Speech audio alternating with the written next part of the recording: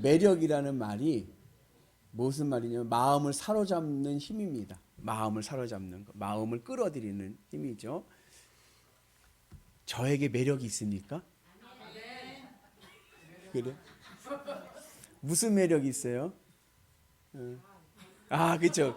그 매력은 있는 것 같은데 무슨 매력인지는 모르겠어요, 그죠? 네. 어제 우리 소원이한테 아빠의 매력이 뭐니 했더니 몰라. 네.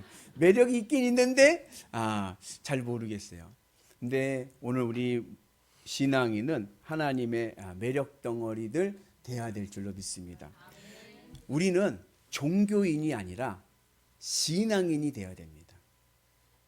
종교와 신앙은 달라요. 신앙이라는 것은 무엇이냐면 내 마음의 기쁨과 만족을 주는 것을 위해 사는 것입니다.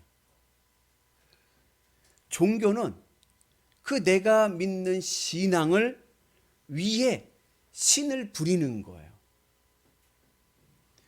기독교는 종교가 아니라 하나님으로 기쁘고 만족하려고 하는 신앙 운동입니다.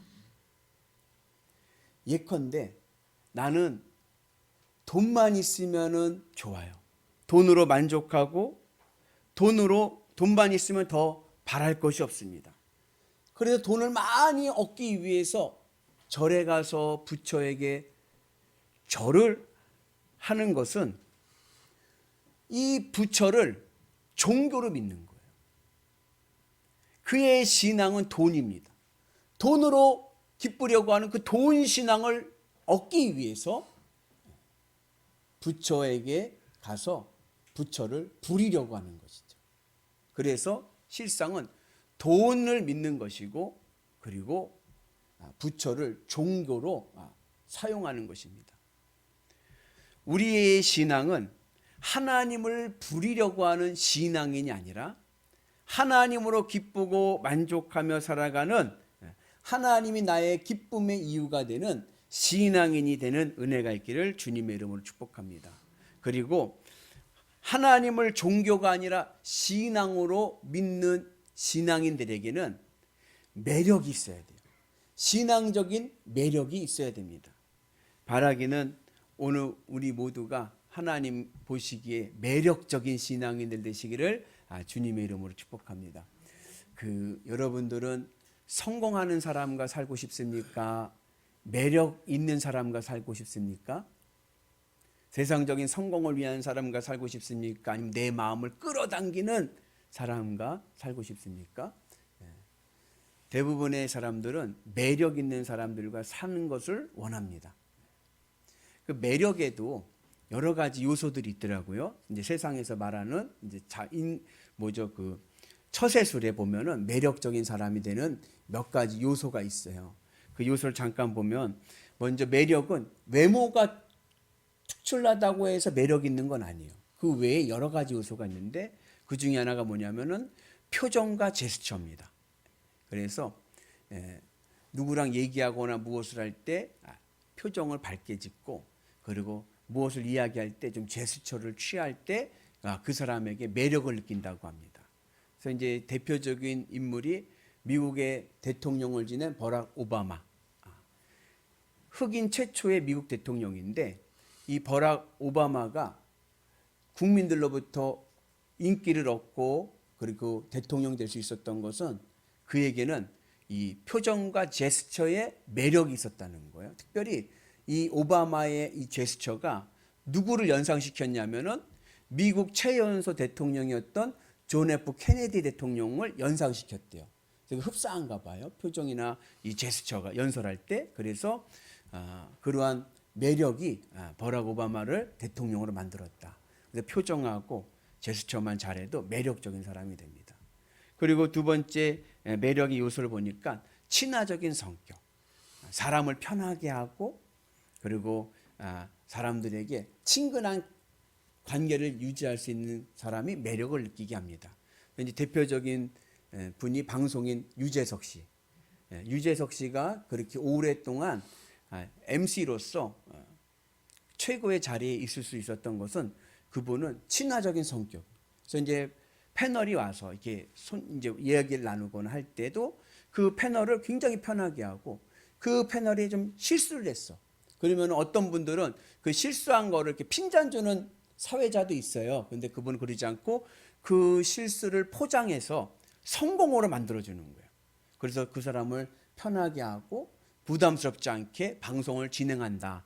그리고 보는 이들도 부담스럽지가 않은 거예요. 편안하게 볼 수 있게 하는 친화적인 요소가 또 그의 매력이다라고 이야기합니다. 그래서 서로 편하게 친근하게 대하는 것도 하나의 매력이 될 수 있습니다.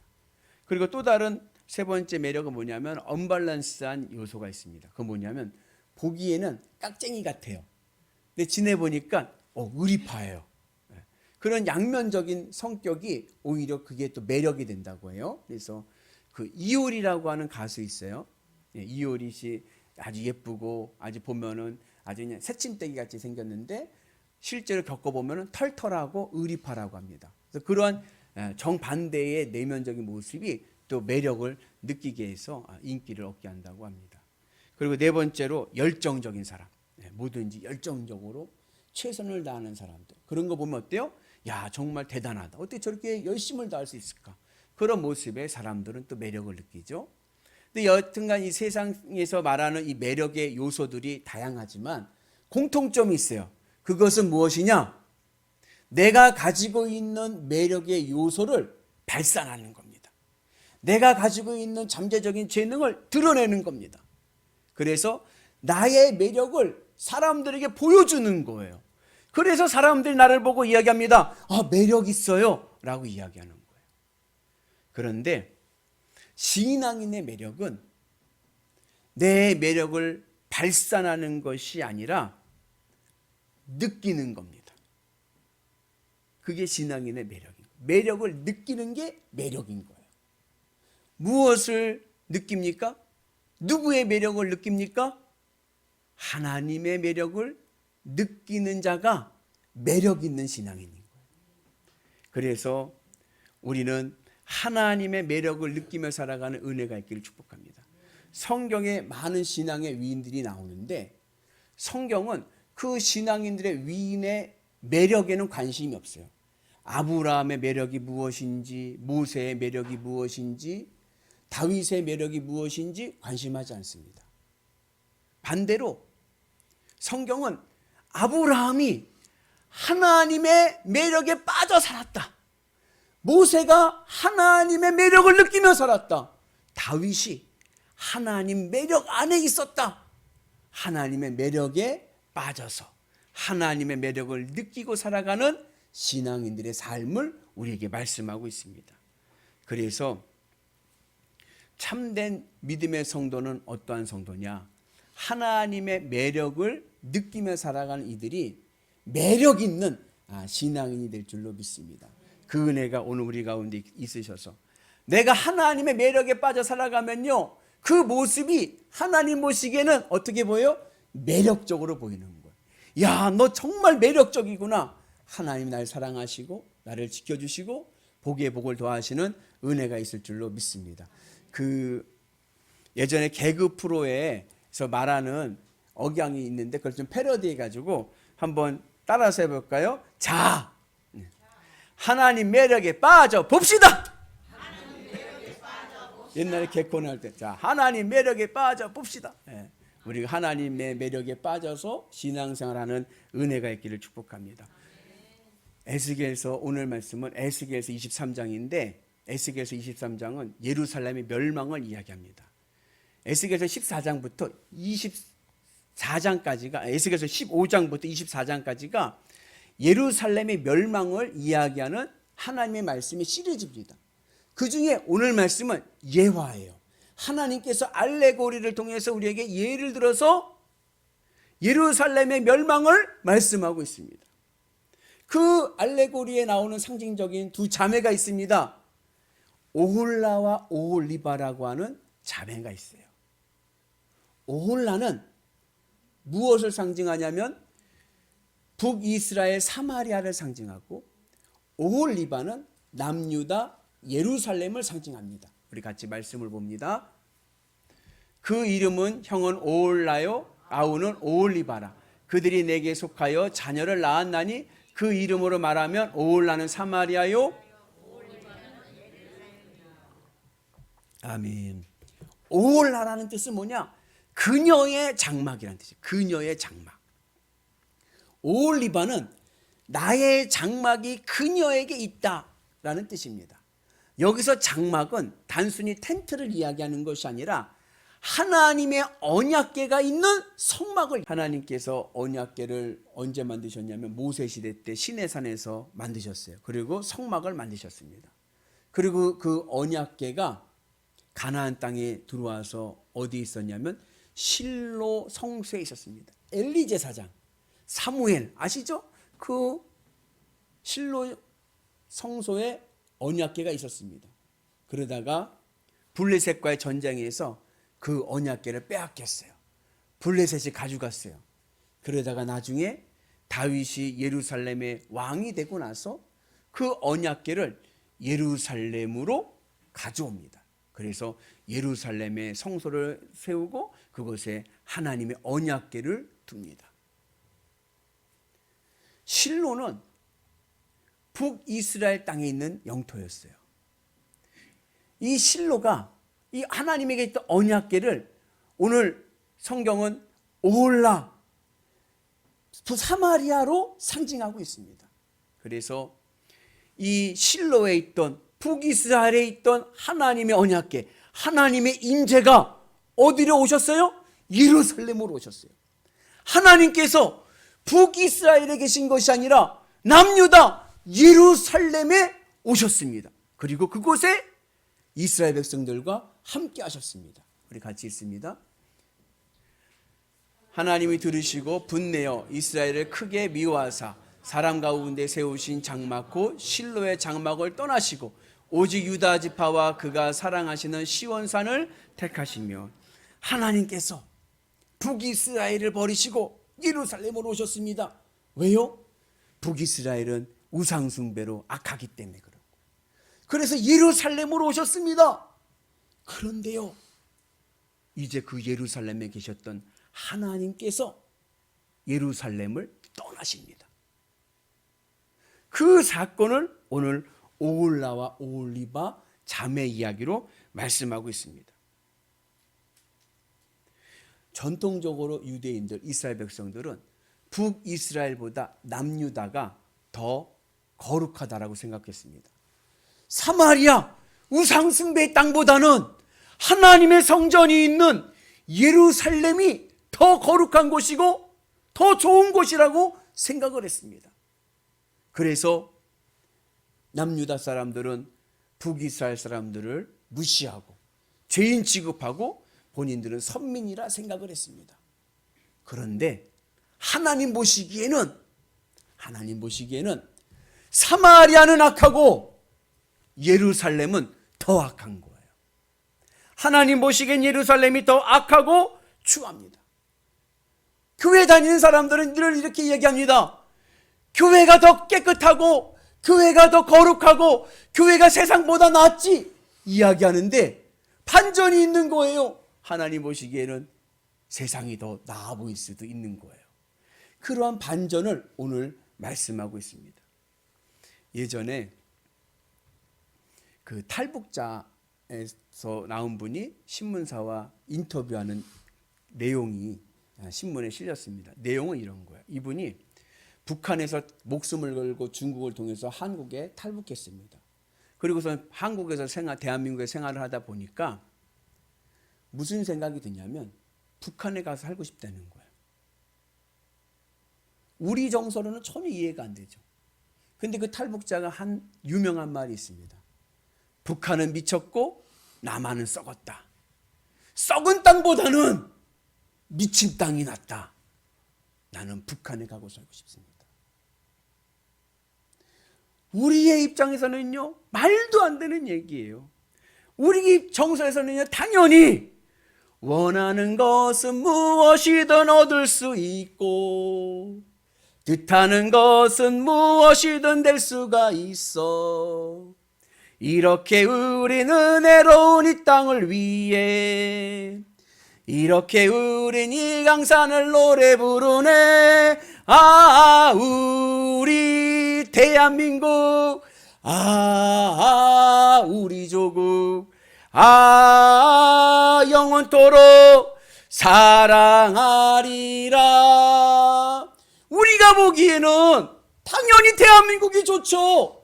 저 독재국가보다는 이 땅이 좋지요. 그런데 북한에도 살아보고 남한에도 살아본 탈북자 입장에서는 북한이 더 좋다는 거예요.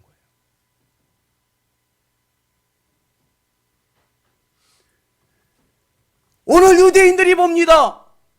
저 사마리아 우상숭배 땅보다는 하나님의 성전이 있는 예루살렘이 거룩하지, 하나님의 집이 있는 예루살렘이 더 깨끗하지 라고 생각을 하는데, 하나님 보시기에는 사마리아는 악하고 예루살렘은 더 악합니다. 더 추합니다. 그래서 하나님께서 예루살렘을 떠나십니다. 이유는 이 오홀라와 오홀리바, 사마리아와 예루살렘이 강대국의 매력에 빠져 살아갔기 때문에 그런 거예요. 오홀라, 사마리아와 오홀리바, 예루살렘이 강대국의 매력에 빠져서 살다가 망하게 됩니다. 이 두 자매가 당시에 강대국이었던 애굽과 아수르와 바벨론의 매력에 빠져가지고 거기에서 헤어나지 못하고 그 매력에 빠져 살게 됩니다. 이것을 오늘 성경은 행음하였다 얘기하는 거예요. 하나님의 백성입니다. 하나님의 사람들입니다. 하나님의 나라입니다. 그런데요, 세상이 더 좋아요. 세상을 더 사랑합니다. 이것을 하나님은 오늘 행음했다, 음행했다라고 하는 모티브를 통해서 우리에게 말씀하고 있습니다. 그래서 그 매력에 대한 한 예를 오늘 6절에서 말씀하시는데 우리 같이 있습니다. 그들은 다 자색 옷을 입은 고관과 감독이요 준수한 청년이요 말타는 자들이라. 이 아수르에 대한 비유예요. 북이스라엘 오홀라가 아수르의 매력에 빠져 살아가는 거예요. 근데 아수르에 대한 설명을 어떻게 했냐면 그들은 자색 옷을 입었어요. 자색 옷은요, 그 당시에는 부자들만 입는 옷이에요. 자색은 색깔을 아무나 낼 수 있는 색감이 아닙니다. 그래서 그 당시에는 재벌들만 입을 수 있는 옷인 거예요. 부자입니다. 재벌입니다. 거기에요, 고관이에요. 똑똑해요. 엘리트예요. 사법고시 패스했어요. 판사입니다. 비유하자면 그런 거예요. 재벌집 판사입니다. 재벌에다가 판사예요. 거기다가요 보니까요 준수한 청년이에요. 잘생겼습니다. 그리고요 말 타는 자예요. 건강합니다. 재벌에다 돈도 많고 똑똑하고 판사에다가 얼굴도 잘생기고 몸도 좋고 몸짱 얼짱, 요즘 말로 하면 송중기 부럽지 않은 그런 외모를 가진 거예요. 그러니 그 매력이 얼마나 넘치겠어요. 뿅 갔습니다. 오홀라가 뿅 가버렸어요. 그래가지고 아수르를 따라서 살아갑니다. 마음이 그 아수르에게 붙어버리니까 모든 것을 다 내어주는 거예요. 그러다가 결국에는 아수르에 의해서 망하게 됩니다. 북이스라엘과 남유다가요 세상의 강대국 매력에 빠졌어요. 여러분 강대국이 어떻죠? 강대국은요 풍요로운 경제가 있어요. 화려한 문화가 있습니다. 그리고 강력한 군사력이 있습니다. 그러니까 자꾸만 하나님을 의지하고 하나님을 사랑해야 될 하나님 백성들이 아수르와 바벨론과 애굽을 의지하고 애굽을 사랑하고 애굽에 따라다니는 꼬봉이 되고 말았습니다. 그런데 결국 어떻게 됐어요? 그 아수르에 의해서 북이스라엘이 멸망을 당하고 바벨론에 의해서 남유다가 멸망을 당하고 맙니다. 그래서 하나님의 백성이 하나님의 매력에 빠져 살지 못하고 세상 매력에 빠져 살게 되면 결국은 어떻게 되느냐? 결국은 그 세상 매력에 의해서 수치를 당하고 망하게 되는 거예요. 돈이 좋아요. 돈 버는 재미로 삽니다. 돈의 매력에 빠졌습니다. 야, 돈이면 안 되는 게 없구나. 돈 매력에 빠져서 돈을 위해서 인생을 걸고 살잖아요. 결국에는요, 돈 때문에 인생이 불행해지고 망하게 되는 거예요. 오늘 우리는 아주 중요한 신앙의 교훈을 깨달게 됩니다. 그것은 뭐냐? 신앙인에게 행복의 비결은 어디 있느냐? 그것은 바로 하나님의 매력에 빠져 살아가는 것입니다. 하나님으로 기쁘고 하나님으로 만족하며 살아가는 것입니다. 그런데 하나님의 매력을 느끼지 못하고 세상 매력에 빠져 살게 되면은 결국은 그것 때문에 망하게 되는 거예요. 그것이 나를 망하게 만듭니다. 바라기는 오늘 우리는 하나님 매력에 빠져 살아가는 은혜가 있기를 축복합니다. 우리가 왜 하나님 매력에 빠져들지 못하느냐? 내 마음이 죄에 의해서 병들었기 때문에 그런 거예요. 우리가 이 죄의 문제를 회복하고 나갈 때 우리가 하나님의 매력에 빠져들어가는 은혜가 있을 줄로 믿습니다. 죄가 뭡니까? 빗나가는 거예요. 하나님을 사랑해야 될 내 마음이 세상 것을 사랑하게 될 때에 내 마음이 하나님의 매력을 느끼지를 못하는 거예요. 그래서 이것을 성경은 행음하였다라고 말씀합니다. 마음과 뜻과 힘을 다하여 하나님을 사랑해야 되는데 그러지 못하고 하나님을 사랑하지 못하고 세상 것을 사랑하는 것, 그것이 바로 행음한 것이고 그것이 바로 하나님의 심판 아래 있게 한 것입니다. 그래서 우리 신앙인들이 가져야 될 가장 중요한 신앙의 자세는 뭐냐? 부러워하면 짓는 것입니다. 우리 옆분한테 한번 격려하겠습니다. 부러워하면 짓는 것입니다. 여러분, 세상 사람들이 부럽습니까? 재벌이 부럽습니까? 부러우면 짓는 거예요. 부러움은, 세상에 대한 부러움은 불신앙입니다. 그래서 우리는 주님의 십자가 은혜 안에서 사도 바울의 신앙을 회복해야 돼요. 사도 바울이 복음을 전하다가 재판을 받게 됐어요. 재판을 받는데 왕 앞에서 그리고 총독 앞에서 재판을 받습니다. 아그리빠 왕과 그 다음에 베스도 총독 앞에서 재판을 받는데 재판을 받는 과정 속에서 그 재판장을 보니까 사도 바울이 그들이 불쌍한 거예요. 부러운 게 아니라 불쌍한 거예요. 그래서 뭐라고 얘기하냐면 당신도 나와 같이 되기를 원합니다라고 얘기하는 거예요. 세상 사람들이 보기에는요 삐쳤죠. 왜? 사도 바울은요 가진 게 아무것도 없어요. 건강도 없어요. 보잘것 없어요. 그런데 세상에 권력을 가지고 있는 모든 것을 가지고 있는 왕에게 당신도 나같이 되기를 원합니다. 그렇게 이야기를 하는 거예요. 왜요? 왕이 부러운 게 아니라 불쌍해 보이는 거예요.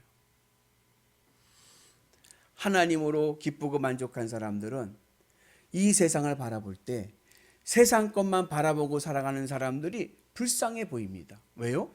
결국엔 거기에는 심판이 있기 때문에 그런 거예요. 그래서 우리가 주님의 은혜 안에서 복음을 전하는 은혜가 있게 될 줄로 믿습니다. 그래서 우리가 주님의 은혜 안에서 세상 안에서 예수님이 부러워서 예수님을 믿어야 됩니다. 아멘이시죠? 그가 신앙인인 거예요. 그런데 그러지 않고 세상이 부러워서 예수님을 믿는다는 것은 예수님을 종교로 믿는 거예요. 우리는 예수님이 부러워서 예수님을 믿는 은혜가 있기를 주님의 이름으로 축복합니다. 그래서 우리가 예수님만으로 기쁘고 예수님만으로 행복하고 예수님만으로 내 삶의 모든 것을 지키고 나갈 수 있다면 하나님께서 우리의 모든 것을 돌보시고 복의 복을 더하시는 은혜가 있게 될 줄로 믿습니다. 매력적인 신앙인들 되시길 축복합니다. 매력 있는 신앙인들 되시기를 주님의 이름으로 축복합니다. 그래서 내 모든 삶이 예수님만 있으면 나는 산다. 그런 믿음을 가지고 하나님의 매력에 예수님의 매력에 빠져 살아가면 그 모습이 하나님 보시기엔 어떻게 돼요? 매력적인 거예요. 그래서 우리의 삶을 하나님이 지켜주시고 인도해 주시고 그리고 주의 축복의 은혜 가운데 있게 하실 줄로 믿습니다. 때로는 세상 것이 부러울 때도 있어요. 그럴 때마다 어떠한 마음을 갖느냐 한번 따라서 해봅시다. 나는 주님의 십자가에서 죽었다. 그런 마음을 가지고 부러워하면 지는 겁니다. 부러워하지 마시고 하나님 안에서 내 삶의 기쁨으로 나갈 때 우리의 삶이 복된 삶이 될 줄로 믿습니다. 참된 행복은요 예수 안에 있는 거예요. 제가 군대를 갔어요. 이등병 때 보초를 쓰는데 사수가 있어요. 이제 고참이랑 같이 쓰거든요. 고참은 상병이에요. 근데 고참이 저한테 신학교 다니다 왔잖아요. 그러니까 물어보는 거예요. 야, 너 뭐 해봤냐? 안 해봤는데요. 뭐 해봤냐? 안 해봤는데요. 뭐 해봤냐? 안 해봤는데요. 너는 뭔 재미로 살았냐? 그러는 거예요. 세상적으로 즐겁다고 하는 거 하나도 안 해봤어. 그 재미없다고 생각하는데 나는 여지껏 제일 재밌게 살았어. 제일 기쁘게 살았어. 그래서 제가 그거 안 해도 저는 기쁘고 행복합니다. 그랬어요. 그리고 나서 그분하고 이야기를 하는 가운데 그 상병이 예수님을 믿게 됐어요. 예수님 나중에 믿고 난 다음에는 깨닫게 된 거예요. 뭐가요? 예수님만이 내 삶의 기쁨이 되신다는 걸 깨닫게 되었어요. 그래서 제대하시고 난 다음에 저 제대할 때까지 기다리는 거예요. 저 제대하니까요 연락 왔어요. 저랑 같이 신앙생활 같이 하고 싶다고.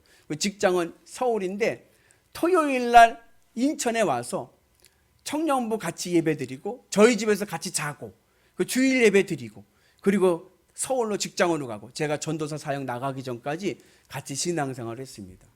세상 사람들은 이해하지 못하지만 하나님이 주신 크신 은혜가 있고 복이 있습니다. 하나님의 매력에 빠지면 그 매력 안에서 부족한 것이 없는 거예요. 우리 바라기는 하나님 매력에 빠지셔서 하나님의 은혜로 승리하시는 위대한 성도 되시기를 주님의 이름으로 축복합니다. 그 신앙이 하나님 보시기에 가장 아름답고 복된 신앙 되어서 하늘의 복이 우리의 삶을 채워주실 줄로 믿습니다. 그 은혜로 승리하시는 위대한 성도 되시기를 주님의 이름으로 축복합니다.